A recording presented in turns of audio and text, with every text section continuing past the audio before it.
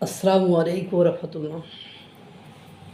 আবার যুদ্ধবিরতি শেষে ইরান আমেরিকার যুদ্ধ শুরু হয়ে গেল।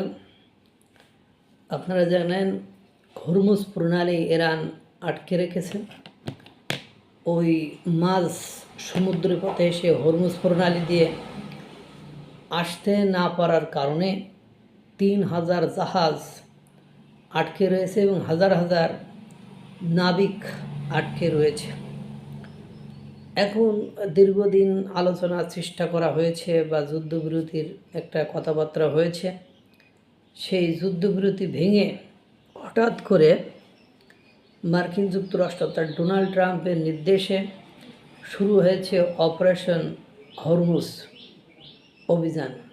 মার্কিন রণতরীগুলো ইরানের অবরোধ ভেঙে বাণিজ্যিক জাহাজ চলাচলের পথ উন্মুক্ত করতে মরিয়া। মার্কিন নৌবাহিনী ইরানের ৬টি ছোট যুদ্ধজাহাজ বা কমব্যাট বোট ধ্বংস করেছেন। মার্কিন যুদ্ধজাহাজ লক্ষ্য করে ধেয়ে আসা ড্রোন ও মিসাইলও মাঝ আকাশে রুখে দেওয়ার দাবি করেছেন পেন্টাগন। এবং পেন্টাগন থেকে হুঁশিয়ারি দেওয়া হয়েছে, বলা হয়েছে এটা সবেমাত্র শুরু, খেলা এখনও হবে। অর্থাৎ মার্কিন যুক্তরাষ্ট্র তাদের যে নিষেধাজ্ঞার যে অঞ্চল আছে আপনারা জানেন, সেই অঞ্চলে ৩৬ ঘন্টায় ১৭ বার ভূমিকম্প অনুভূত হয়েছে।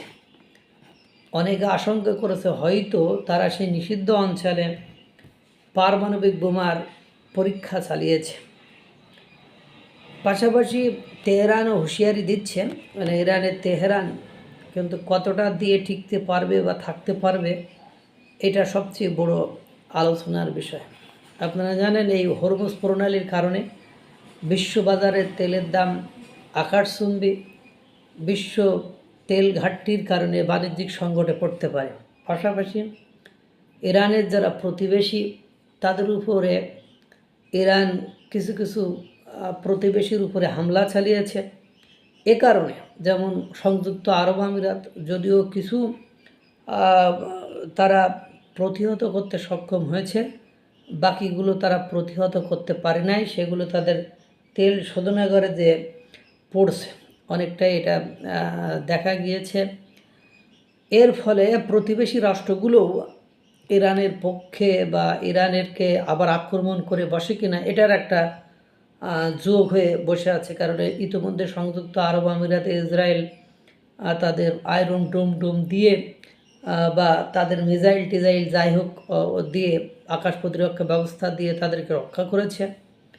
এবং ইরানের উপর সংযুক্ত আরব আমিরাত পুরো ক্ষিপ্ত। মার্কিন যুক্তরাষ্ট্র ডোনাল্ড ট্রাম্প এবার লাগছে মানে সে একটা অঘটন ঘটিয়ে দেবে। ইতিমধ্যে মার্কিন নৌবাহিনী ইরানের ৬টি ছোট যুদ্ধজাহাজ ধ্বংস করে দিয়েছে। মানে বুঝতেই পারছেন, যদিও ইরান হুঁশিয়ারি দিয়েছে, কিন্তু কত দূর যেতে পারবে এটা এখন দেখার বিষয়। যুদ্ধ আবারও শুরু হয়ে গেল। এর মধ্যে খেলা তো অনেক গড়িয়েছে। দেখতে থাকুন। আল্লাহ তাআলা সকলকে ভালো রাখুক, সুস্থ রাখুক। আসসালামু আলাইকুম ওয়া রাহমাতুল্লাহ।